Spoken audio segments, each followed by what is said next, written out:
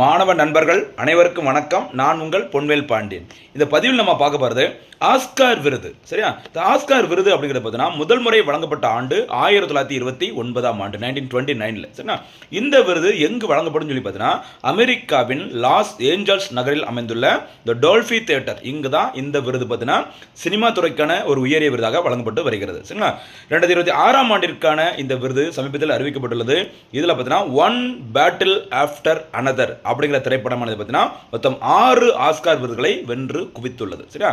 இந்த திரைப்படத்தை இயக்கிய பால் தாமஸ் ஆண்டர்சன் அவர்களுக்கு சிறந்த இயக்குனருக்கான விருது வழங்கப்பட்டது.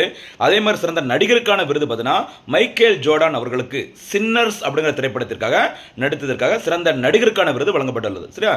இந்த சின்னர்ஸ் திரைப்படமானது பார்த்தீங்கன்னா மொத்தம் 4 ஆஸ்கார் விருதுகளை குவித்துள்ளது. அதே மாதிரி சரி, அந்த ஹேம்னட் என்ற திரைப்படத்தில் நடித்ததற்காக ஜெஸ்ஸி அவர்களுக்கு சிறந்த நடிகைக்கான விருது வழங்கப்பட்டுள்ளது. அதே மாதிரி சிறந்த இசையமைப்பாளருக்கான விருது லுட்விக் கோரன் அவர்களுக்கு வழங்கப்பட்டுள்ளது. இந்த சின்னர்ஸ் அப்படிங்கிற திரைப்படத்திற்கு இசை அமைத்தது.